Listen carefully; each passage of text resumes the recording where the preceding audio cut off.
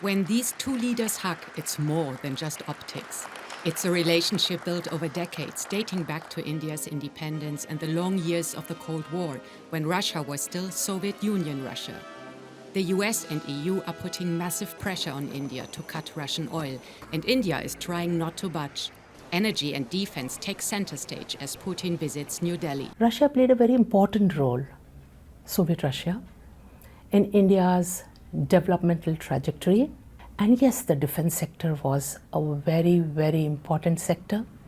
Even today, after so many years, the defense inventory from Russia surpasses that of any other country. When India retired its last Russian MiG-21 fighter jets in September, there was talk about joint production of another combat aircraft. We are extremely sensitive to any kind of lecturing that happens, especially from the West.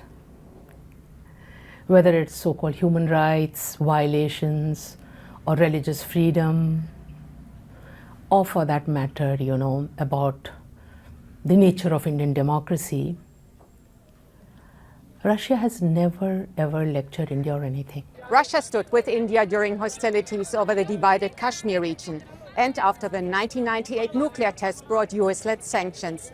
India repaid that loyalty by staying neutral in the Ukraine war, a conflict many here linked to NATO's push east. After the full-scale invasion of Ukraine, India became the second largest buyer of discounted Russian crude oil after China.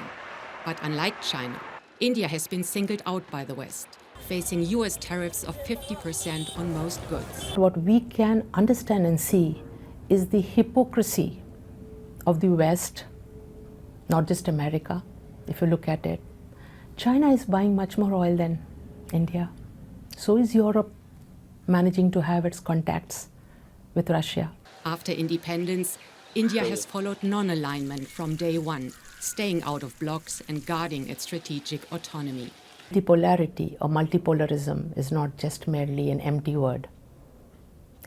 There are countries, especially countries like India, Russia, and even China, they are seriously working towards it.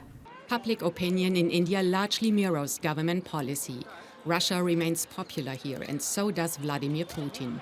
A recent Pew Research study found that nearly 60% of Indians have a positive opinion of him, despite the war in Ukraine.